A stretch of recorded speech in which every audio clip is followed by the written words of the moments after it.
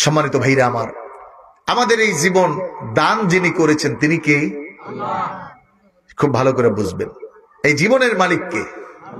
সবকিছু কার নিয়ামত বলুন তো? আর একটু জোরে বলুন। কত সুন্দর নিয়ামত! এই যে একটা জিহ্বা, এটার মধ্যে মাছের স্বাদ আলাদা, গোস্তের স্বাদ আলাদা, আখনির স্বাদ আলাদা, টেঙ্গার স্বাদ আলাদা। কথা বলেন ঠিক কিনা? আজকে বিজ্ঞান প্রমাণ করেছে 13,000 ভোল্ট এখানে আল্লাহ তাআলা লাগিয়ে রেখেছেন জিহ্বার মধ্যে। প্রত্যেকটা ভোল্টের পাওয়ার হলো এক একটা টেস্ট আস্বাদন করায়া মানুষকে পরিতৃপ্ত করা। সুবহানাল্লাহ।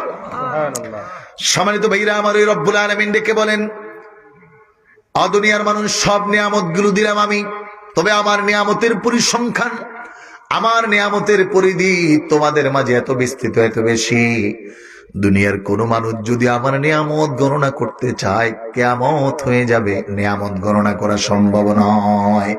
এজন্য আল্লাহ রাব্বুল আলামিন জানায়, কুল্লাউ কানাল বাহরু মিদাদাল লিকালিমাতি রাব্বি লানাফিদাল বাহরু ক্বাবলা আন তানফাদা কালিমাত قبل أن تنفد كلمات ربي ولو جئنا بمثله مددا। আল্লাহ রাব্বুল আলামিন জানায়, দুনিয়ার মানুষ, আমি রব্বুল আলামিনের নিয়ামতের প্রশংসা সমস্ত মানুষগুলো যদি শুরু করে দেয়, সমস্ত পানিগুলো যদি কালিতে পরিণত হয়, আর এগুলো যদি 7 গুণ পর্যন্ত বাড়িয়ে দেওয়া হয়, তার চেয়েও আরো বেশি যদি করা হয়, সব গাছপালা তরুলতা গুলোকে যদি কলম বানিয়ে দেওয়া হয়, কিয়ামত পর্যন্ত লিখতেই থাকবে, লিখতেই থাকবে, বর্ণনা করতে থাকবে, কিন্তু আমি মালিকের প্রশংসা, আমি মালিকের নিয়ামতের বর্ণনা করে মানুষ সমাপ্ত করতে পারবে না। এত নিয়ামত আল্লাহ তাআলার। এজন্য আল্লাহ চ্যালেঞ্জ করেছেন, ও ইন তাউদ্দু নি'মাতাল্লাহি, আমার নিয়ামত এত বেশি, এত বেশি, এত বেশি, লা তুহসুহা, you are not capable to the count. ও দুনিয়ার মানুষ, আমি যত নিয়ামত দিয়েছি এটা তোমাদের পক্ষে গণনা করা সম্ভব নয়, সম্ভব নয়। একটু জবান খুলে বলতে হবে, এই সব নিয়ামত যিনি দিলেন তিনি কে? আল্লাহ। এজন্য প্রশংসা করতে হবে কার? আরো জোরে বলেন কার? ইবাদত হবে কার? গোলামি হবে কার? এজন্য প্রতিদিন গোলামি করা লাগে। আল্লাহ রাব্বুল আলামিন মুমিনের জন্য গোলামের সূরত রেখে দিলেন, পৃথিবীর শ্রেষ্ঠ স্রোতে পরিণত করলেন। সমস্ত আকাশ এবং জমিনের মাঝে যত গাছপালা তরুলতা আমাদের চোখে ভাসে, অথবা পাহাড় পর্বত থেকে শুরু করে সবকিছুকে আল্লাহ রাব্বুল আলামিন এমন সুরত দিলেন, আর কেবলমাত্র মানুষ, শুধুমাত্র মানুষকে এই সকল সুরতের একটা নমুনা প্রকাশ করে আল্লাহর গোলামি করার সুযোগ দিলেন। সুবহানাল্লাহ, সুবহানাল্লাহ। মানুষ শ্রেষ্ঠ, শ্রেষ্ঠত্ব দিয়েছেন আল্লাহ, কিন্তু এই শ্রেষ্ঠত্বের জন্য তাকে শ্রেষ্ঠ কাজ করতে হয়। কারণ রব্বুল আলামিন মানুষকে বানিয়েছেন ইবাদত করবে তার। এজন্য ঈমানের পরে সবচেয়ে বড় ইবাদত হলো সালাত।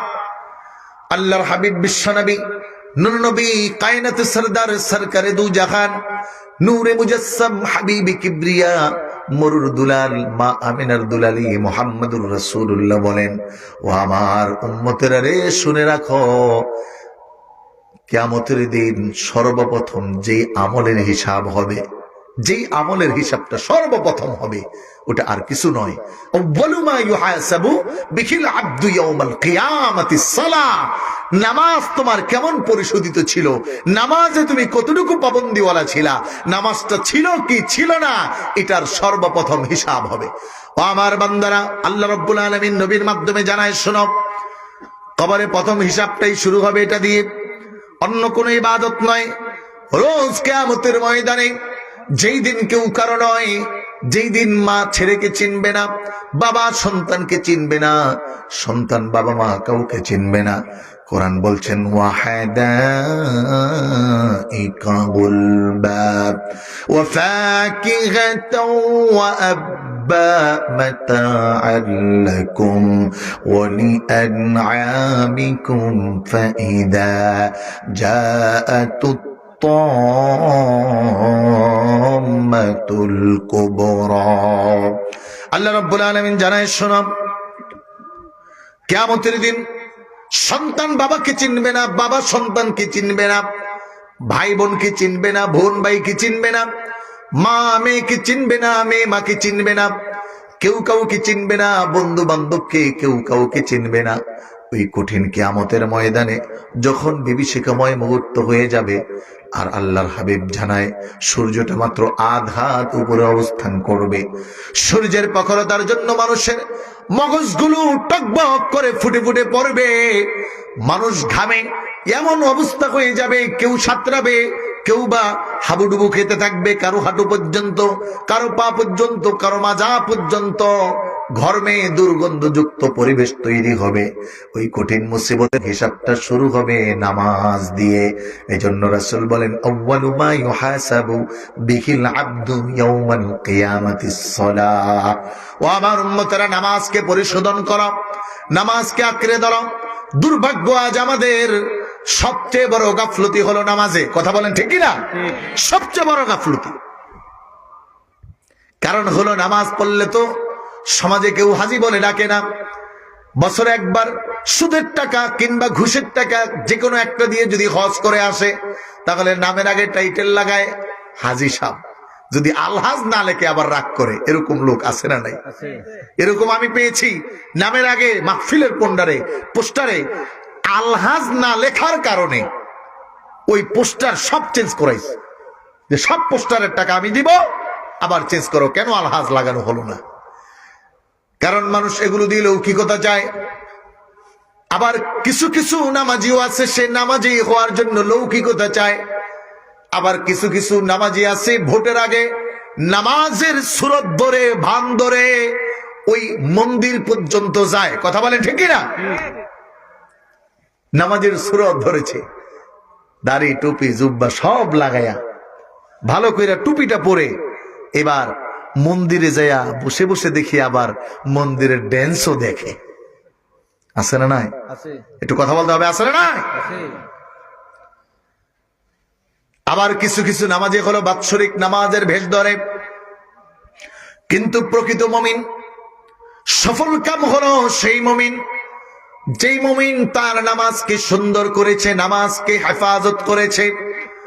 এজন্য আল্লাহর হাবিব সাল্লাল্লাহু আলাইহি ওয়াসাল্লাম জানায়, ও আমার উম্মতেরা, প্রথম হিসাব হবে নামাজের। যার নামাজটা পরিশোধিত হয়ে যাবে, ওই ব্যক্তির জন্য পরকালে আর কোনো পেরেশানি থাকবে না। সুবহানাল্লাহ। এজন্য নামাজ সংশোধন, পরিশোধন সুন্দর হওয়া দরকার, আছে না নাই? সম্মানিত প্রিয় ভাইরা আমার, নামাজীদেরকে কোরআনুল কারীম 1 নম্বর সিফাত, 1 নম্বর বৈশিষ্ট্য, 1 নম্বর গুণাবলী দান করেছেন। ওই ব্যক্তিরা হবে সফল কাম। যেই দিন সব মানুষগুলো পেরেশান হয়ে যাবে, ওই দিন নামাজিরা কিয়ামতের দিন আল্লাহর সামনে সফল কাম হয়ে জান্নাতে প্রবেশ করবে। এজন্য আল্লাহ রাব্বুল আলামিন কোরআনুল কারীমে বলছেন, কদ আফলাহাল মুমিনুনাল্লাযীনা হুম ফি সালাতিহিম খাশিউন। নামাজীদের 1 নম্বর পুরস্কার, পরকালে যেতে হবে না। নামাজি মানুষগুলো যদি নামাজে পাবন্দী করা হয়ে যায়, নামাজের সঠিক সংরক্ষণকারী হয়ে যায়, নামাজে আল্লাহ রাব্বুল আলামিনের জন্য নিবেদিত প্রাণ হয়ে যায়, আল্লাহ রাব্বুল আলামিন জানায় ওই মানুষগুলো দুনিয়াতেই সফল হয়ে যাবে। ওই মানুষগুলোকে দুনিয়াতেই ফেরেশতারা তালকিন দিতে থাকবে। এজন্য আল্লাহ রাব্বুল আলামিন জানালেন, আমার বান্দাদের মধ্যে ওই মানুষগুলো হলো সফল কাম। ওই মানুষগুলো সফল কাম হয়ে গেছে, ওই মানুষগুলো পুরস্কৃত হয়ে গেছে, ওই মানুষগুলো জান্নাতি হয়ে গেছে, ওই মানুষগুলো জান্নাতের জন্য সিলেকশন হয়ে গেল। কারা? কোরআন বলছে, আল্লাযীনা হুম ফি সালাতিহিম খাশিউন। যারা একাগ্র চিত্তে পৃথিবীর সব বাদ দিয়ে এক আল্লাহর জন্য নামাজের মধ্যে রুজু হয়েছে। বলে সুবহানাল্লাহ। সম্মানিত ভাইরা আমার, কেমন নামাজ একটু ভালো করে খেয়াল করুন। আপনাদের কষ্ট হচ্ছে? কারা কারা ঘুমাচ্ছেন হাত তোলেন। কেউ ঘুমান না তো জাগ্রত কারা তারা একটু তুলেন, একটু হাত দেখি সবাই, 2 হাত উঁচু করুন, 2 হাত একটু লাড়াচাড়া দেন। নারায়ে তাকবীর, নারায়ে রিসালাহ। হাত নামান সম্মানিত প্রিয় ভাইরা আমার। তাহলে তাদের 1 নম্বর পরিচয় হলো তারা সফল কাম। কারা বলে? যারা এক আল্লাহর জন্য সালাত আদায় করে, পৃথিবীর কোন মানুষকে দেখানোর জন্য নয়। সালাতের মধ্যে এত বেশি একাগ্রচিত্ত হয়ে যায়, ফি সালাতিহিম খুশিউন, কেমন জানি তারা এক আল্লাহর সামনে দাঁড়িয়ে আছে, এমন সালাত। আমার প্রিয় ভাইরা, আমার বন্ধুর একখানা হাদিস আপনাদেরকে শোনাতে চাই। বিশ্বনবী সাল্লাল্লাহু আলাইহি ওয়াসাল্লাম জাতুর রিকা যুদ্ধ থেকে আগমন করছিলেন। প্রত্যাবর্তনকালে রাসূলুল্লাহ এক জায়গায় রাত্রি হয়ে গেল। সাহাবীদেরকে বললেন, তোমরা সবাই সামিয়ানা টানিয়ে দাও, রাত্রি আমরা এখানেই অবস্থান করব। রাসূলুল্লাহর আদেশে সাহাবায়ে কেরাম সামিয়ানা টানিয়ে দিলেন, রাত্রি অবস্থান করবেন। বিশ্বনবী সাল্লাল্লাহু আলাইহি ওয়াসাল্লাম ডেকে ডেকে বললেন, ও আমার সাহাবীরা শোনো, আমি তোমাদের মাঝে 2-1টি আলোচনা রাখতে চাই। সাহাবায়ে কেরাম রাসূলুল্লাহর সামনে, নবীজি আমার তার নূরানী জবান দিয়ে বললেন, ও সাহাবীরা, তোমাদের মধ্যে এমন কে আছো মুসলমানদের এই শিবিরকে রাত্রে পাহারা দিতে পারবে? এমন কোন মানুষটা আছো যারা সারা রাত্র জাগ্রত থেকে মুসলিমদেরকে পাহারা দিবে? কারণ হাদিসের মধ্যে আসছে, ওই চক্ষু কখনো আল্লাহর জাহান্নামে যাবে না যেই চক্ষুটা মুসলিম শিবিরকে পাহারা দেওয়ার জন্য নিমজ্জিত হয়ে যায়। সুবহানাল্লাহ। ওই চক্ষু জাহান্নামে যাবে না। আমার প্রিয় ভাইরা, আমার বন্ধুরা, নবীজি আমার সাহাবীদেরকে বললেন। সাহাবীদের মধ্য থেকে 2 জন সাহাবী হাত তুললেন, লাব্বাইকা ওয়া সা'দাইকা ইয়া রাসূলুল্লাহ। ও নবী, আমরা 2 জন সাহাবী সারা রাত্র জাগ্রত থেকে মুসলিম শিবিরকে আমরা পাহারা দেব। নবীজি তাদেরকে দায়িত্ব দিলেন। সব সাহাবীদেরকে বললেন, তোমরা ঘুমিয়ে যাও, যেগুলো তো আবার সকালবেলা সফর শুরু করতে হবে। 2 জন সাহাবী দায়িত্ব নিয়ে 2 জনের মধ্যে একটা আলোচনা হলো, পরামর্শ হলো। একজন আরেকজনকে বললেন, ভাই, যেহেতু আমরা 2 জন, সমস্ত রাত্রিতে 2 জন জেগে থাকা বড় কঠিন হয়ে যাবে, বরং রাতের কাগে 2টা ভাগ করে নেই। অর্ধেক রাত্রি আপনি পাহারা দিবেন, বাকি অর্ধেক রাত্রি আমি পাহারা দিব। সম্মানিত ভাইরা আমার, নবীজি সাল্লাল্লাহু আলাইহি ওয়াসাল্লামের সাহাবী 2 জনের মধ্যে কাজের বন্টন করে সমস্ত রাত্রি পাহারা দেওয়ার জন্য তারা রেডি হয়ে গেলেন। সমস্ত রাত্রিতে পাহারা দিবেন বলে 2 সাহাবীর মধ্যে সমঝোতা হলো। একজন সাহাবী রাতের প্রথমাংশে পাহারা দেওয়ার জন্য দাঁড়িয়ে গেলেন, অপর সাহাবীকে ঘুম পাড়াইয়া দিলেন। কিতাব প্রমাণ করি, সাহাবায়ে কেরাম তো এমনি সফল কাম হয় নাই। দুনিয়ার মধ্যে থাকাকালীন সময়ে তারা জান্নাতের সার্টিফিকেট নিয়েছেন। কোরআনুল কারীমের মতো কদ আফলাহাল মুমিনুনের অন্তর্ভুক্ত হয়েছেন। দুনিয়ায় তারা সফল কাম। এমন সালাত ছিল তাদের, নামাজের একাগ্রতা এত বেশি ছিল। প্রথম রাত্রিতে যেই সাহাবীর দায়িত্ব পড়ে গেল যে আমি প্রথম রাত্রিতে পাহারা দিব, তিনি চিন্তা করলেন যে রাত্রি যদি বসেও থাকি সেটাও পার হবে, রাত্রি যদি মোবাইল টিপি সেটাও পার হবে। ওই সময় মোবাইল ছিল না, কিন্তু এটা বললাম আমাদের যুব সমাজের জন্য।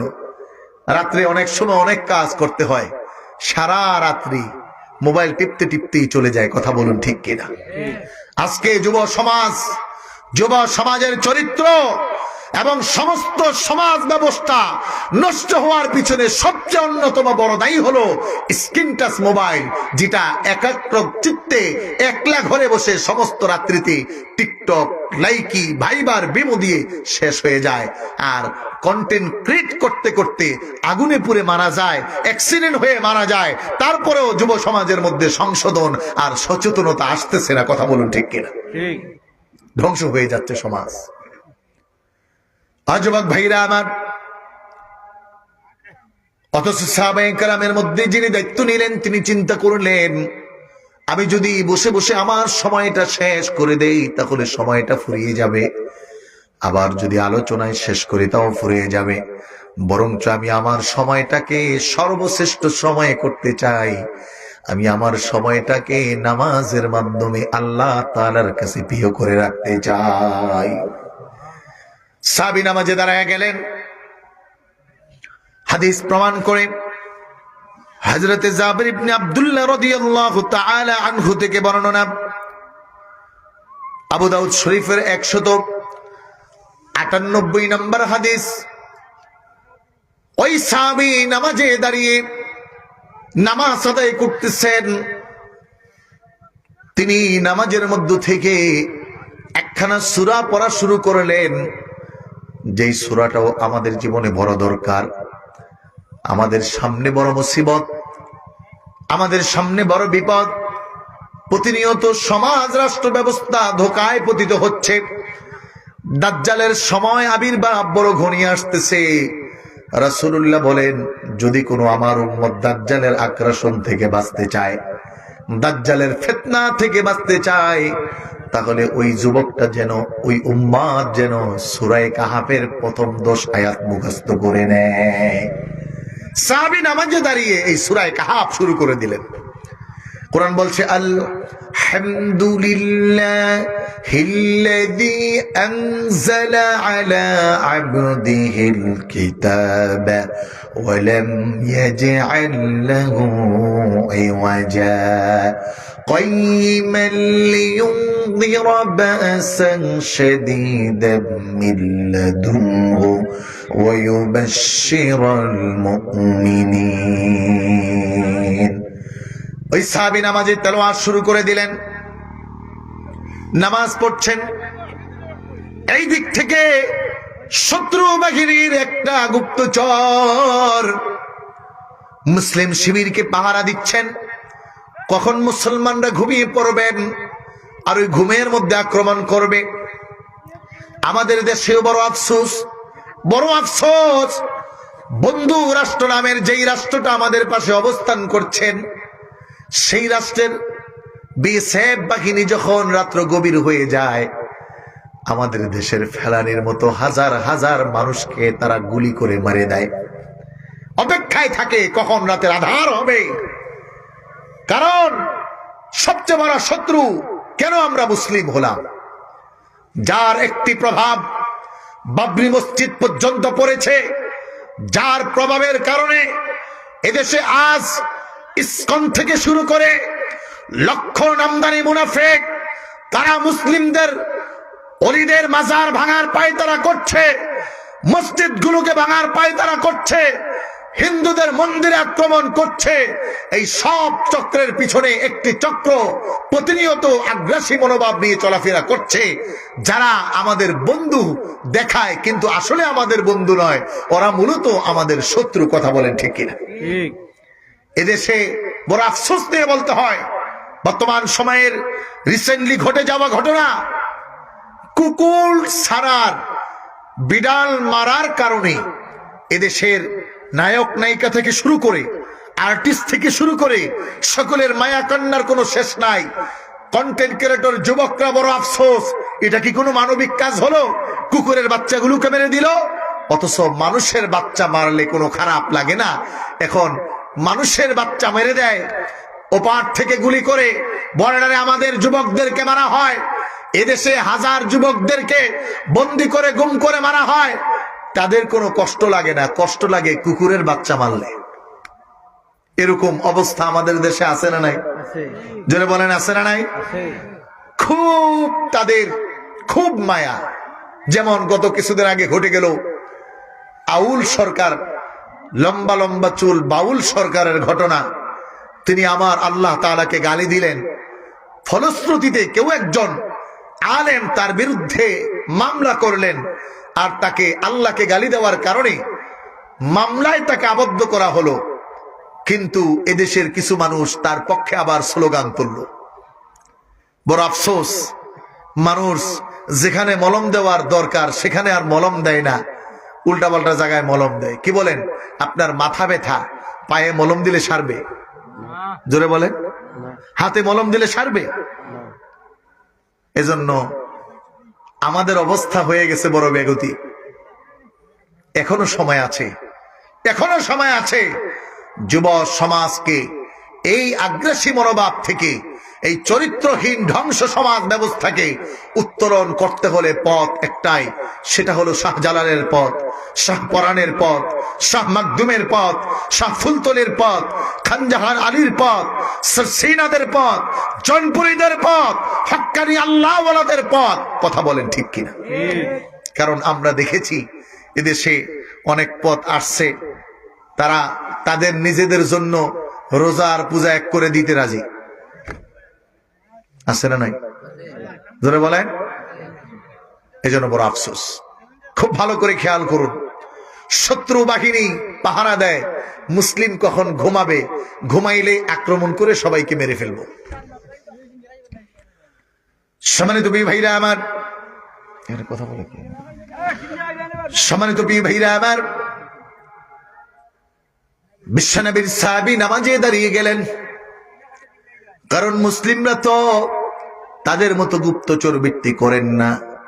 মুসলিম হলো একক আল্লাহর বিশ্বাসী নবীজির গোলাম, এক আল্লাহ তাআলার উপাসনা করে।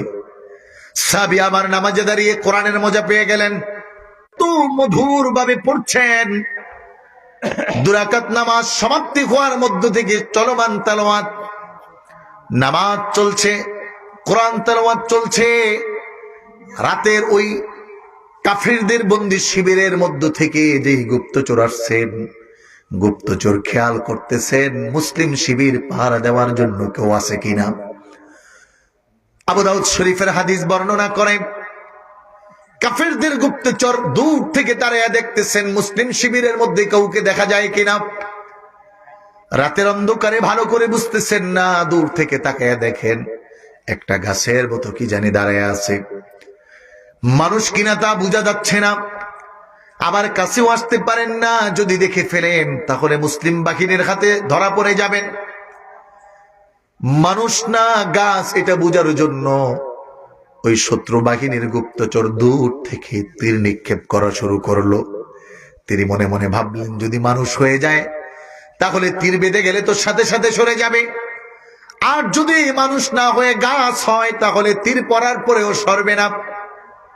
কিতাব প্রমাণ করি, বিশ্বনবীর সাহাবী নামাজে দাঁড়িয়েছেন, সূরা কাহাফ তেলাওয়াত চলছে, হঠাৎ করে একটা তীর এসে পিঠের মধ্যে বেঁধে গেল। নবীর সাহাবী নামাজ ছাড়েন না। কিতাব প্রমাণ করি, যখন পিঠের মধ্যে ওই শত্রু শিবিরের গুপ্তচরের তীর এসে বিঁধল, তীরের মাথা দিয়ে রক্ত বের হওয়া শুরু হলো। নবীজির সাহাবী নামাজ ছাড়তেছেন না। কোরআনের মজা, এত মজা লেগেছে, মজা পাওয়ার কারণে নামাজ থেকে ছুটে যাচ্ছে না। কারণ এমন আল্লাহর সামনে দাঁড়িয়েছেন।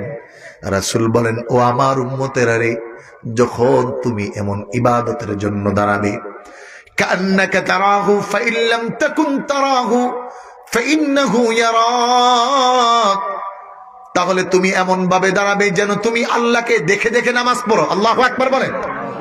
বলে আল্লাহকে দেখে দেখে নামাজ পড়তেছো। আর যদি এমন না হও তাহলে ফাইন লাম ইয়ারাক, মনে করো যে আমি আল্লাহকে না দেখলেও আমার আল্লাহ আমাকে দেখেন। জবান হলে বলুন তো, আমার রব আমাকে দেখে কি দেখে না? হ্যাঁ জোরে বলেন, দেখে কি দেখে না? রাতের গভীরে যদি আমি কোনো পায়তারা করি, দেখে কে? জোরে বলেন, দেখে কে? কোরআন বলছে আল্লাহ, মা ইয়াকুনু মিন নাজওয়া সালাসাতিন ইল্লা হুয়া রাবিউহুম ওয়ালা খামসাতিন ইল্লা হুয়া সাদিসুহুম ওয়ালা আদনা মিন যালিকা ওয়ালা আকবার ইল্লা হুয়া মাআহুম আইনামা কানু। আল্লাহ রাব্বুল আলামিন জানায়, ও আমার বান্দারা, একজন হও, দুইজন হও, তিনজন হও, অধিক হও, অথবা যতজন তোমরা হও না কেন, যত গোপনীয়তা রক্ষা করো না কেন, ওই জায়গায় আর কেউ থাকুক আর না থাকুক, আমি আল্লাহ উপস্থিত আছি। আল্লাহ উপস্থিত। এই জন্য বলা হয় আসসালাতু মেরাজুল মুমিনিন, বলে মুমিনের সাথে রবের সম্পর্কের, রবের মোহাব্বতের, রবের ভালোবাসার সবচেয়ে মধুর ইবাদত আর সবচেয়ে মধুর ওয়ার্ক আর কাজ হলো সালাত। সালাত। সম্মানিত ভাইরা আমার, খুব ভালো করে বুঝুন, রব বলছেন যারা সালাত আদায়কারী তারা সফল কাম। সাহাবীর পিঠের মধ্যে তীর নিক্ষিপ্ত হলো। গুপ্তচর খেয়াল করে দেখলেন নড়াচড়া করছেন না। তিনি তারপরও সন্দেহ দূর করার জন্য চিন্তা করলেন, যদি নবীর সাহাবী হয়ে যায় তাহলে তো সহজে ভেঙে পড়বে না, কারণ এক একজন নবীর সাহাবী ভাবি এগিয়ে ইহতিদাইতুম, প্রত্যেকেই সীসা ডালা প্রাচীরের মতো বড় ঈমান। আবার নিক্ষিপ্ত করলেন তীর। আরেকটা তীর যখন এসে পিঠের মধ্যে বিঁধল, এবার সাহাবী রক্ত বের হতে হতে কিছুটা দুর্বল হয়ে গেলেন। কিতাব প্রমাণ করে সাহাবী তারপরেও নামাজ ছেড়ে দিলেন না, কারণ নামাজের মধ্যে পৃথিবীর কোন বাদশার সামনে দাঁড়ান নাই, দাঁড়িয়েছেন যার সামনে একটু জবান খুলে জোরে বলতে হবে তিনি কে। আমরাও তো নামাজে দাঁড়াই, মশায় কামড় দেওয়ার আগেই তো লাড়াছাড়া দিয়ে লাই। কথা বলেন, মশায় কামড় দিলে নামাজ ছাইরা দিয়েই থাপড় দেয়, আছে না নাই? আবার নামাজের মধ্যে বিআই এবার জিনিসপত্রটা ভালো দিছে না, কথা কয় না, আছে না নাই? নামাজে দাঁড়িয়েছে, গতকালকে গেলাম মাছ পাইলাম না, আসে কিনা? নামাজে দাঁড়ানোর পরে দুনিয়ার সব কথা মনে আসে। নামাজই এমন, আমি তো প্রায় বলে থাকি যে আমাদের করুণ পরিণতি, করুণ অবস্থা। এক লোকের নামাজি, খুব ভালো নামাজি, বাজারে দোকান ছিল 4টা। কয়টা? জোরে বলেন, কয়টা দোকান? সবাই বলতে হবে কয়টা। উনি প্রতিদিন 4 দোকান বন্ধ করে বাজারের ইমাম সাহেবের পিছনে প্রতিদিন এশারের নামাজ জামাতে পড়ে বাড়িতে আসলো। আর চিন্তা করতো যদি কোনোদিন ইমাম সাহেবের পিছনে নামাজ না পড়ি তাহলে তো আর জামাত পড়া হবে না, জামাতে পড়ে বাড়িতে আসতো। দুর্ভাগ্যবশত ইমাম সাহেব একদিন 4 রাকাত নামাজের 3 রাকাত পড়াইছে। হয় না? মাঝে মাঝে ভুল হয় কিনা? 3 রাকাত পড়ানোর পরে ইমাম সাহেব বলতেছে, নামাজ করাকাত হলো, আমার তো সন্দেহ হচ্ছে। পাশে আরো কিছু মুসল্লি তারাও বলতেছে, হুজুর নামাজ 3 রাকাত হলো না 4 রাকাত হলো, আমাদেরও সন্দেহ লাগতেছে। কিন্তু ওই যে দোকানদার, কয়টা দোকান? ওই দোকানদার বলে, হুজুর নামাজ 4 রাকাত হয় নাই, 3 রাকাত হয়েছে, এতে কোনো সন্দেহ নাই, আপনাদের সন্দেহ থাকলেও আমার সন্দেহ নাই। এখন হুজুর বলতেছে, ভাই আপনি এত শিওর কিভাবে? এই যারা বিরিয়ানি খাবা তাড়াতাড়ি আসো, আর 10 মিনিট আছে। আসতেছে কিছু ছেলে পেলে, আসো ইনশাল্লাহ, কিছু কথা শুনে যাক। এই তোমরা রাগ করো না আবার, তুমি কি আনছো রে? কি ফল আনছো নাকি? কি হাদিয়া দিতে আনছো? এত দিয়ে দাও, নিয়ে আসো। ভালোবাসলে তো মোহাব্বত করে নিয়ে আসে। সম্মানিত ভাইরা আমার, এবার ওনার দোকান না কয়টা? আবার বলেন কয়টা? নামাজ এসে কয় রাকাত? ইমাম সাহেবের প্রশ্নের জবাবে বলতেছে, হুজুর এমন জায়গায় প্রশ্ন করলেন উত্তর না দিয়েও পারি না, যেহেতু নামাজের বিষয়, আর আমার একার না, এলাকার সবার নামাজ বরবাদ হয়ে যাবে, বাজারে যত মুসল্লি আছে আমার তো চিনেন।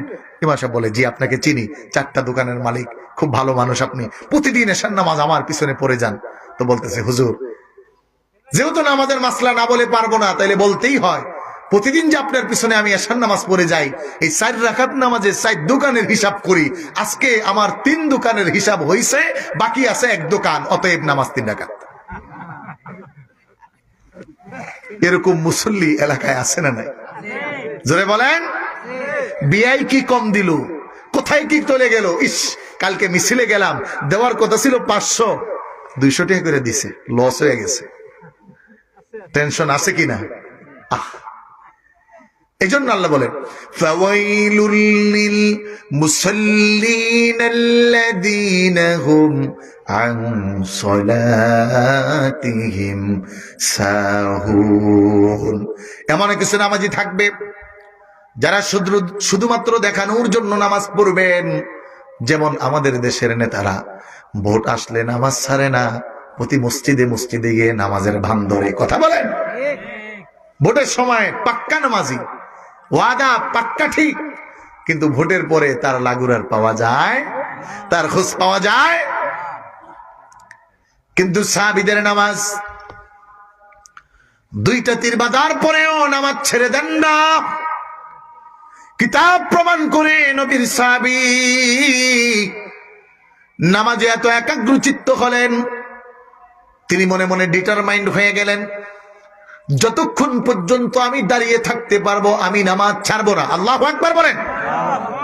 ও আমার 80 বছরের যুবক ভাইরা, বৃদ্ধ বাবাজিরা, 20-25 বছরের যুবক ভাইরা, আজকে তোমরা নামাজে যাও, কিন্তু 2টা মিনিট মসজিদে থাকার মতো তোমার সময় হয় না।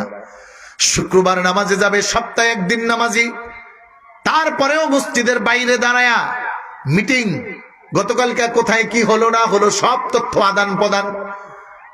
5 জনের মধ্যে একজনে বলে, এই হুজুরের ওয়াজ শেষ হয়ে গেছে, তাদের মসজিদে দেরি আছে, এখনো খুতবা পড়বো। তারপরে খুতবা শেষ হয়, বলে খুতবা শেষ, তাড়াতাড়ি আরে আকামত দিয়া দেরি হোক, রুকুতে গেলেও তো নামাজ পাবো। আছে না নাই? যুবকরা কইতেছে না, হুজুর আম করে ধরলেন। বড় আফসোসের বিষয়, কোন মতে 2 রাকাত নামাজের জন্য মসজিদে ঢুকছে সবার পরে ইমাম সাহেব খালি কইছে আসসালামু আলাইকুম ওয়া রাহমাতুল্লাহ, আসসালামু আলাইকুম, দিছে দূর। এই কি হইছে তোর? আরো অনেক কাজ আছে, ছাড়েন।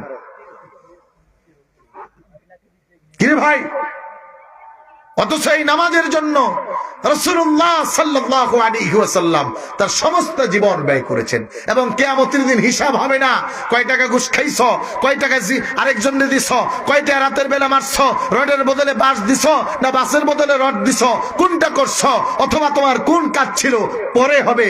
আগে হবে আউয়ালু মা ইউহাসাবু বিহিল আবদু ইয়াউমাল কিয়ামাতিস সালাহ, সালাতের হিসাব, নামাজের হিসাব। যার নামাজ ঠিক, রাসূল বলেন মান হাফাযা আলাইহা কানাত লাহু বুরহানা ওয়া নাজাতা ওয়া বুরহানান ইয়াউমাল কিয়ামা। রাসূল বলেন, ও আমার উম্মতেরা শুনো, কিয়ামতের দিন সর্বপ্রথম হিসাব হবে নামাজের। যার নামাজ ঠিক হয়ে গেছে, যে এই নামাজকে সংরক্ষণ করেছে, বলে ওই দিন এই নামাজ তার পক্ষে দাঁড়িয়ে যাবে। ওই মানুষটার নামাজ যদি সংশোধন হয়ে যায়, নামাজ যদি ঠিক হয়ে যায়, তাহলে ওই মানুষটা প্রথম ভাবে মাপ পেয়ে গেল, বাকি সব দরজাগুলো তার জন্য সহজ হয়ে গেল। আর এখন আমাদের নামাজে ডাকতে হয়, ডাইকেও আনা যায় না, বড় আফসোস। ফজরে তো এমনও হয় ইমাম সাহেব ছাড়া আর কেউ নাই। সম্মানিত ভাইরা আমার, কিতাব প্রমাণ করে 2টা তীর বিদার পরেও সাহাবী নামাজ ছেড়ে দিলেন না। ওই গুপ্তচর 3 নম্বর তীর নিক্ষিপ্ত করলেন। 3 নম্বর তীরটা নিক্ষিপ্ত হওয়ার সাথে সাথে রক্তগুলো বেশি বের হয়ে সাহাবী দুর্বল হয়ে পড়ে গেলেন।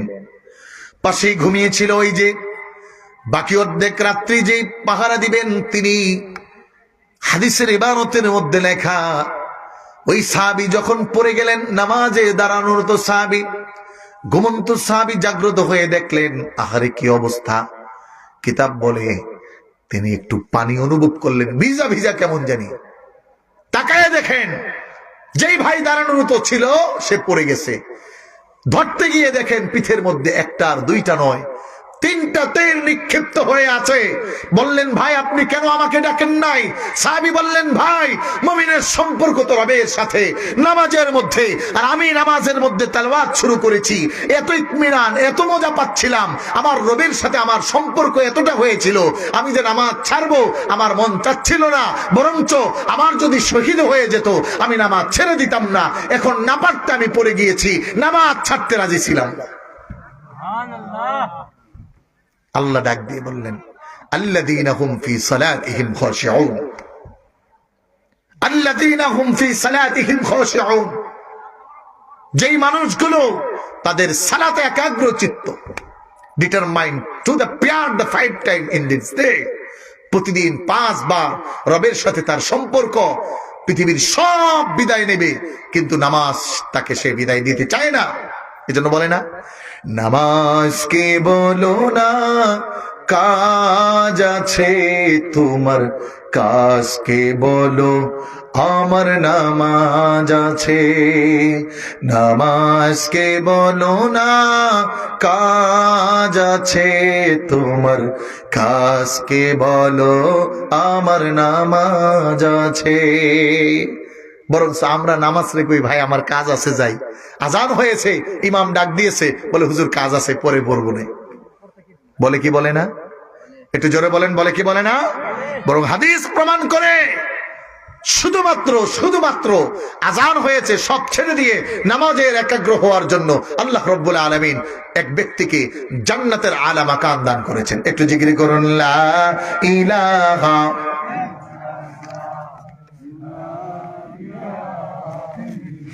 মাশাআল্লাহ লা ইলাহা জোরে লা ইলাহা লা ইলাহা লা ইলাহা ইল্লাল্লাহ মুহাম্মাদুর রাসূলুল্লাহ। জোরে জোরে পড়ুন সাল্লাল্লাহু আলাইহি ওয়াসাল্লাম। আমার ভাইরা, এজন্য যে মানুষটা তার নামাজকে সংরক্ষণ করবেন, রাসূলুল্লাহ জানালেন শোনো, ওই প্রথম হিসাবের সময় যদি নামাজ শুদ্ধ হয়ে যায়, নামাজ আল্লাহর জন্য হয়ে যায়, নামাজ একমাত্র রবের তরে হয়ে যায়, তাহলে কিয়ামতের দিন এই নামাজ এক নম্বরে তোমার জন্য আলো হবে। অন্ধকার আচ্ছাদিত পথকে আলো করার জন্য তোমাকে নামাজ সহযোগিতা করবে। রাসূল বললেন আল্লাহ রাব্বুল আলামিনের সামনে দাঁড়িয়ে রবের সামনে বাঁচার জন্য, পরকালে জাহান্নাম থেকে বাঁচার জন্য এই নামাজটা তোমার হবে বুরহানান, তোমার দলিল হবে, তোমার লাঠিয়াল বাহিনীর মতো তোমাকে প্রোটেকশন করবে। আল্লাহর হাবিব সর্বশেষ বললেন যেই মুমিনের, যেই ইমানদার, যেই উম্মতের নামাজ সুন্দর হয়ে যাবে একমাত্র আল্লাহর জন্য হবে, কিয়ামতের দিন রব্বুল আলামিনের সামনে ওয়ানাজাতান ইয়াউমাল কিয়ামা, আল্লাহ রব্বুল আলামিনের সামনে ওই বান্দাকে নামাজ বিনা হিসাবে জান্নাতে প্রবেশ করায় দিবে। সুবহানাল্লাহ সুবহানাল্লাহ। এইজন্য নামাজ পরিশুদ্ধতা একাগ্র চিত্তে করার দরকার আছে না নাই ভাই? জোরে বলুন আছে না নাই? আপনি নামাজ পড়বেন না ছাড়বেন? জোরে বলেন। মনে রাখবেন এদেশে লক্ষ পীর নামে ভণ্ড আবিষ্কৃত হয়েছে। কিছু কিছু পীর তো এমনও পাওয়া যায় যারা বলে নামাজ রোজা দরকার নেই, আছে না নাই? আবার কিছু ভণ্ড আছে যারা বলে মারেফাতের নামাজ। মারেফাতের নামাজ বলতে কোনো নামাজ নাই, ওগুলো বাউল ফাউল সরকার নামের এই ভণ্ডদেরকে শায়েস্তা করতে হবে। কথা বলো ঠিক কিনা? সম্মানিত ভাইরা আমার, মনে রাখবেন ফুলতলি মাসলাক যারা আছেন, জনপুর, সরসিনা, সোনাকান্দা, এভাবে করে ২৫০০ থেকে শুরু করে সম্মানিত ভাইরা আমার হক মার্কাজগুলোর প্রথম দাওয়াত হলো মুরিদ হলে অথবা অনুসারী হলে অথবা সদস্য হলে নামাজ আগে পড়ো তারপরে পড়ে কাজ। জোরে বলেন। এখন একদল বের হয়েছে, হ্যাঁ, তারা শরীয়তের নামাজ পড়ে না। মনে রাখবেন এদের সাথে শরীয়তের ইসলামের কোনো সম্পর্ক নাই। আল্লাহর কসম, রাসূল বলেছেন একজন মুমিন আর কাফেরকে বুঝতে যেটা তোমরা মেটার থার্মোমিটার হিসেবে ধরবা ওইটা হলো নামাজ। যদি কেউ নামাজ না পড়ে তাহলে সে মুমিন নয়, সে মুসলমান নয়। as-salatu বাইনাল কুফরি ওয়াল মুসলিম, মুসলিম এবং কুফরের মধ্যে, কাফের এবং মুসলমানের মধ্যে পার্থক্য করবে নামাজ। এজন্য নামাজ দরকার আছে না নাই? জোরে বলুন। পড়তে রাজি আছি না আমরা? ইনশাআল্লাহ পড়বেন তো ইনশাআল্লাহ। কারণ কিয়ামতের দিন রাসূল একই হাদিসে বললেন ওমান লাম ইউহাফিজ আলাইহা, যদি সে নামাজকে সংরক্ষণ না করে তাহলে কিয়ামতের দিন তার পক্ষে কোনো সাক্ষী থাকবে না, কেউ দাঁড়াবে না। তার মরণটা ইহুদি নাসারা হয়ে যাবে, নাসারা ইহুদিদের মতো হবে, পরকালে তার উত্তোলনটা ফেরাউনের সাথে হবে। এজন্য ভাইরা আমার, যুবক ভাইদের পায়ে হাত দিয়ে বলতে চাই আমরা নামাজ পড়তে রাজি আছি তো ইনশাআল্লাহ। আমি যেহেতু ১টা বেজে গেছে, সময়কার দীর্ঘায়িত করতে চাচ্ছি না। আজ যুব সমাজের সবচেয়ে বড় অধপতন, আমরা যুব সমাজকে নামাজি বানাতে পারি নাই। সব পারে যুবক, নামাজ পড়তে পারে না, নামাজে আত্তাহিয়াতু পারে না, দুরূদ শরীফ পারে না, এরপরে 4টা সূরা শুদ্ধ করে পারে না, একটা সূরা শুদ্ধ করে পারে না। এজন্য আমাদের রাহবার আল্লামা সাহেব কেবলা ফুলতলি রহমতুল্লাহি আলাইহি যুব সমাজের নামাজকে যেন পরিশোধিত ভাবে করা যায় এবং নামাজি হয় তিনি ঘরে ঘরে কোনায় কোনায় কুশায় কুশায় একটি কাজকে চলমান রাখার আবেদন করে গেলেন। ও আমার ভাইয়েরা, একটা কাজকে করো, দারুল কেরাত গঠন করো, মানুষগুলো যেন অন্তত নামাজি হওয়ার জন্য শুদ্ধ করে একটা সূরাও পড়তে পারে। আজকে দারুল কেরাত আছে বটে, কিন্তু আমাদের কোনো অনুশোচনা নাই, আমার সময় নাই। এত টাইম আছে নাকি হুজুর? দুনিয়ার কাজ করতে করতেই তো শেষ। কারণ চুরি করার যে আন্দোলন আমাদের দেশে আছে, বড় মুসিবত হয়ে গেছে।